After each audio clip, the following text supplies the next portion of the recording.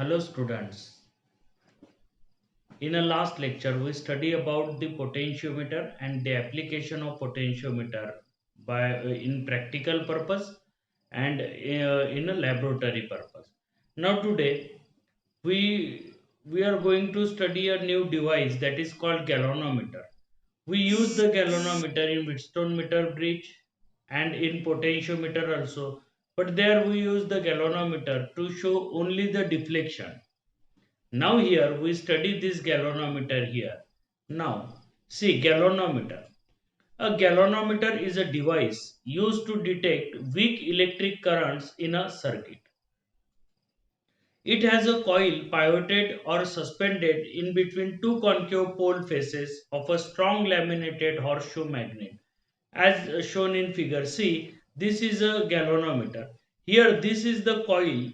This coil is suspended in between this north and south, these two horseshoe magnet. The coil is made up of iron core. Rectangular shape of the coil is, and this coil at the center, the spiral spring is there.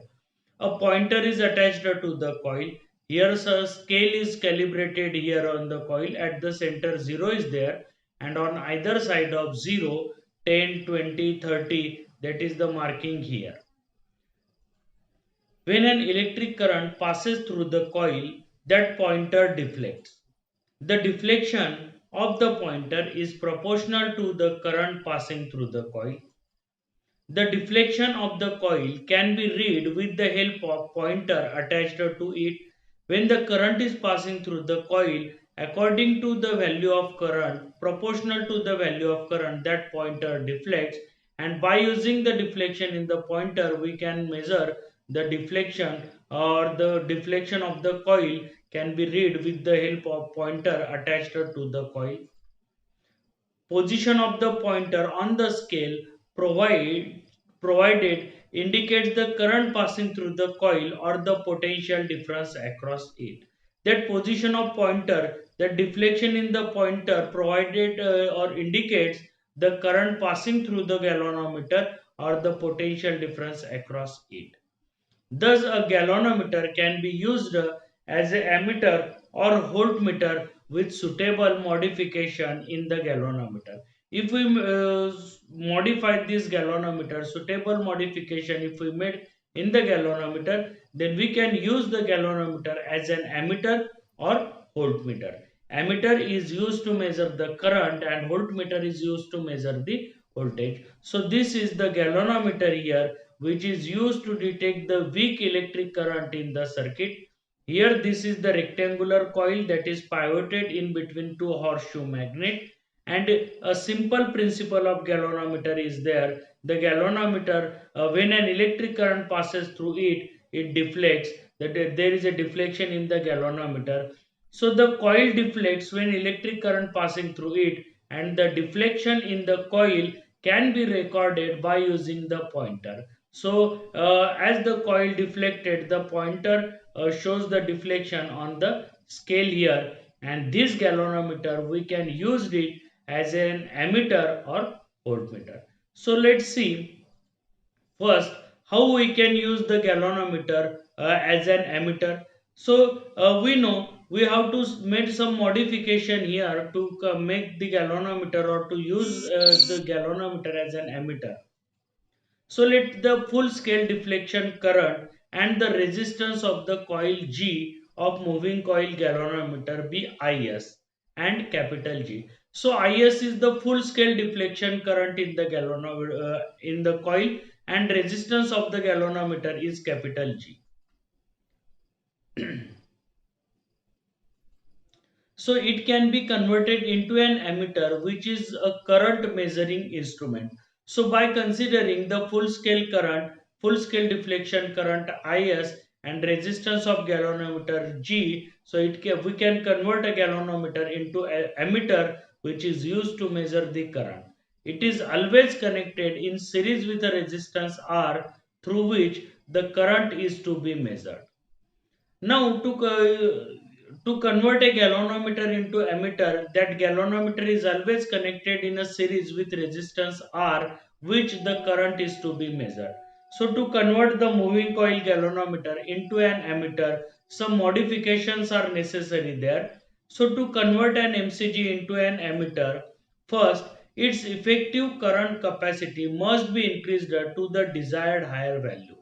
To convert a MCG, if we have to convert a moving coil galvanometer into an ammeter, then the effective current capacity of ammeter must be increased to the desired higher value. Second, its effective resistance must be decreased. So the ammeter is there, so effective resistance must be decreased. The finite resistance G of the galvanometer when connected in series decreases the current through the resistance R, which is actually to be measured. So if the resistance G is a higher value, then it limits the current or decrease the current which we have to measure. So here its effective resistance must be decreased, and third, it must be protected from the possible damages. So how many damages are here? It must be protected from possible damages. So what are the possible damages? So that galvanometer is damaged by passing the large amount of current through it. So we have to prevent that galvanometer from the damage. So if these 3 points, if we taken into consider these 3 points, then we can convert a galvanometer into an ammeter. So in practice, this is achieved by connecting. So all these 3 points. In practice, if we have to achieve these 3 points, then we have to connect a low resistance in parallel with the galvanometer, which effectively reduces the resistance of the galvanometer. So here, to prevent the galvanometer from damage, to reduce its effective resistance, to increase its current capacity, we have to connect a low resistance in parallel with the galvanometer, which effectively reduces the resistance of galvanometer. This low resistance which we connected in parallel is called shunt resistance S. This shunt resistance is shown in figure here. See, this is the galvanometer which is denoted by G and a symbol contains pointer here. Now, across this galvanometer here, a low value resistance is connected. Here we connect a low value resistance, and that low value resistance is called, this S is shunt resistance here. So why we use this shunt resistance here? Let's see why we use the shunt resistance here. Now uses of shunt resistance. First use of shunt resistance is it is used to divert a large part of the total current by providing an alternate path, and thus it protects the instrument from damage. Here, if an extra current is passing through the circuit, then large amount of current is passing through this low resistor and a small amount of current is passing through the galvanometer. So we can prevent the galvanometer here from damaging. If extra current is passing through the galvanometer, then here the galvanometer is prevented from the damaging. Now next use of shunt resistance, it increases the range of an ammeter. So if the extra current is passing through this shunt resistance, then this prevent the from the damage. Then an extra current increase the range of an ammeter. We measure the large amount of current by using the galvanometer. Now third use of shunt is it decreases the resistance between the points to which it is connected. Now, in between these 2 points, which it is connected, it decreases the resistance in between those 2 points. So these are the uses of shunt. Shunt resistance means a low resistance is connected in parallel with the galvanometer. So here this S is connected in parallel with the galvanometer. So this S is called what? Shunt resistance. Now next, the shunt resistance is calculated as follows. So in the arrangement shown in the figure, see here, this shunt resistance we have to calculate it, because by connecting this low value resistance, we convert the galvanometer into an ammeter. So we have to calculate the value of S here. So Ig, let Ig be the current flowing through the galvanometer. Therefore, the current flowing through S is what? C. the total current flowing through the circuit is I. Out of I, Ig is the current flowing through the galvanometer. Then, and Is is the current flowing through the shunt resistance. Then, the current flowing through shunt resistance Is is I minus Ig. Because remaining value, the remaining current out of Ig is flowing through galvanometer. So I minus Ig is the current flowing through shunt resistance here. Since S and G, these two are parallel because we connect the shunt resistance across the galvanometer. So these two are parallel. So the potential difference across these two is equal as they are parallel. So potential across them is equal. So G into Ig is equal to S into Is. G is the resistance, I is the current. So resistance into current is potential difference and which is equal here. So Gig, if I put the value of Is, I minus Ig here, then we get the formula S is equal to Ig upon I minus Ig into capital G, and this is the formula. This equation is useful to calculate the range of current that the galvanometer can measure. This equation is also used to calculate the shunt resistance. If we rearrange it, then by using it we can calculate the resistance of galvanometer also.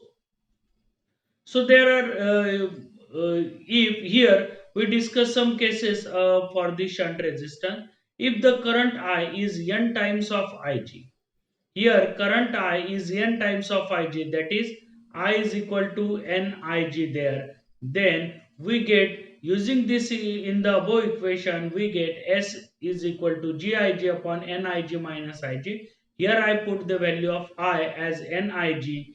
If I take the common, then we get, or S is equal to, if Ig is taken, take common and get cancelled, then S is equal to G upon N minus 1. So this is the formula used to calculate the shunt resistance, that is G is equal to G upon N minus 1.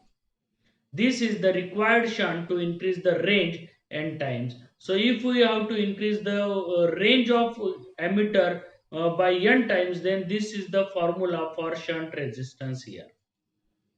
Also, if Ig is the current through the Is is the current through the shunt resistance, then remaining current I minus Is will flow through galvanometer. Okay, if Is is the current flowing through shunt resistance, then I minus Is is the current flowing through galvanometer. So G in bracket I minus Is, instead of Ig, I write here I minus Is is equal to S into Is. Then we get the formula here, Is upon I is equal to G upon S plus G. So this is the formula. This equation gives the fraction of current, total current through the shunt resistance. So if in an example, if fraction of current is asked, then we use this formula here. Or we can use this formula to calculate the current flowing through shunt resistance also. So these are some examples, some formulas, some equations which are here to calculate the shunt resistance, current flowing through the shunt resistance, current flowing through the galvanometer, resistance of galvanometer, and all the procedure to convert a galvanometer into an ammeter. Now let's study how we convert the galvanometer as a voltmeter or into a voltmeter. So voltmeter is an instrument which is used to measure potential difference between the 2 points in an electrical circuit. It is always connected in parallel with the component across which voltage drop is to be measured. Here, remember one thing, voltmeter is always connected in parallel with the device or in between the two component across which we have to measure the voltage drop. Now to convert a moving coil galvanometer into a voltmeter, here are some modifications are necessary here. So first, its voltage measuring capacity must be increased to the desired value. See, similarly, like ammeter, here we have to, in ammeter, we have to increase the current capacity. So in voltmeter, we have to increase the voltage measuring capacity. Okay. Now second is, its effective resistance must be increased. Ammeter मध्ये आपण effective resistance decrease करत होतो. Here in case of voltmeter, the effective resistance is increased. It must be protected from the possible damage. This is the same modification in ammeter also. Here also we have to protect the galvanometer from damages. So all these requirement can be fulfilled if we connect a resistance of suitable high value in series with the given MCG. See, here moving coil galvanometer can be converted into voltmeter by connecting a high value resistance in series. And if I connect the low value resistance in parallel, then MCG is converted into an ammeter. So if high value is connected in series, the moving coil galvanometer is used as a voltmeter, and a low value resistance in parallel, then moving coil galvanometer is used as a uh, ammeter. Now, a voltmeter is connected across the point where potential difference is measured. If a galvanometer is used to measure the voltage, it draws some current due to its low resistance. Because the resistance of galvanometer is low, so some current it draw. Therefore, actual potential difference is to be measured decreases. If the current draws galvanometer draws some current, then actual potential difference measured the value is decreases. So to avoid the potential drop across the voltmeter, a voltmeter should have very high resistance. Ideally, it should have infinite resistance. Voltmeter, the requirement of voltmeter, that voltmeter should have very high resistance, because when we connect a galvanometer, then some current drawn from the galvanometer, and due to this there is a potential drop is there. So to avoid this potential drop, the voltmeter should have very high resistance. A very high resistance X is connected in series with the galvanometer for this purpose, which is shown in figure. So here, to avoid this voltage drop or potential drop across the voltmeter or galvanometer, we have to connect a very high X resistance X in series with the galvanometer here. The value of resistance X can be calculated as follows. If V is the voltage to be measured, if the voltage we measured here is V, then V is equal to Ig into X plus Ig into G. These are connected in series, and when we connect in series, the current is same but potential is distributed. So potential across X and potential across G, this is the sum of these two gives the total potential. So V is equal to Igx plus Igg. That is Igx is equal to V minus Ig into G. That is X. Therefore, X is equal to what? V upon Ig minus G, and this is the formula here for X. X is the resistance which we have to connect it in series with the galvanometer to convert it into a voltmeter.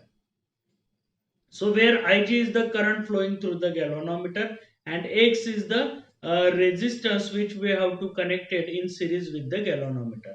If NV is equal to V upon Vg, then V upon Ig into G is the factor by which the voltage range is increased, and it can be shown that X is equal to G in bracket NV minus 1.